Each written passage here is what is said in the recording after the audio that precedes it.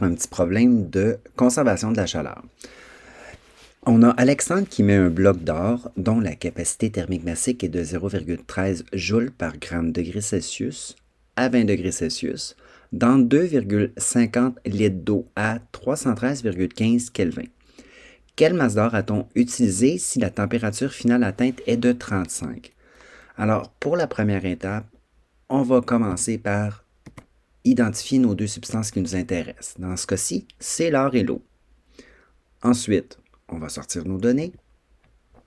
On cherche la masse d'or, on nous donne la capacité thermique massique, on nous donne la température initiale, un mot-clé qui veut nous dire que c'est initial, c'est le A.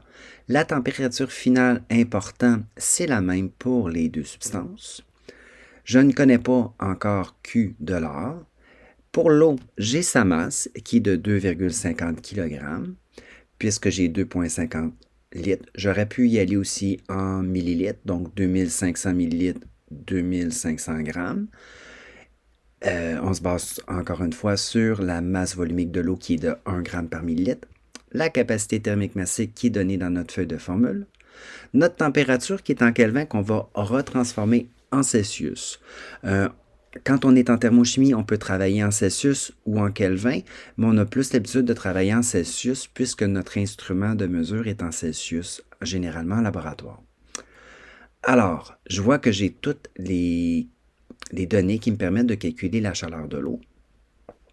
Et là, on voit que j'ai pris le 4190 et non le 4,19 puisque je suis en kilogrammes. J'aurais pu prendre mon 4,19, mais j'aurais mis à ce moment-là 2500 grammes. Ça m'aurait donné la même chose, soit moins 52 375 joules. On voit que ici, mon signe est négatif pour la chaleur. Ce que ça veut dire que mon eau elle a dégagé de la chaleur puisqu'elle est passée de 40 à 35 degrés Celsius. Par conservation d'énergie, on va simplifier nos unités, c'est évidemment une bonne idée.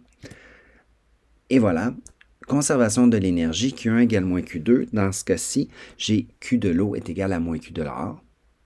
Donc, je vais reprendre le Q de l'eau et je vais dire que c'est la même chose que celui de l'or en changeant le signe. Je vais isoler mon M, donc je divise par C delta T de chaque côté. Je me retrouve donc avec Q sur C delta T.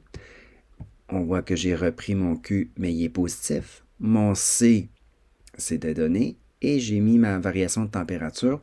On fait toujours bien attention de prendre les températures de la bonne substance. Il faut que je prenne les températures de l'or, puisque je suis en train de calculer la masse de l'or. Ici, si on fait les chiffres significatifs, c'est un peu particulier, mais parce que c'est comme si je n'avais pas le même thermomètre pour mes deux valeurs, mais la règle de l'addition-soustraction fait en sorte qu'on garde la précision de celui qui est le moins précis. Donc, j'ai juste un chiffre après la virgule, comparativement à deux. Je vais donc garder juste un chiffre après la virgule. Et ici, j'ai la même précision, donc je garde un chiffre après la virgule. Ce qui fait que mon moins 5 a deux chiffres significatifs.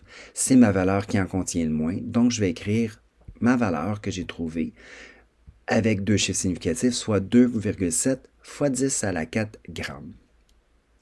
Une petite alternative pour la résolution de ce problème-là, c'est de dire Q de l'or égale moins Q de l'eau.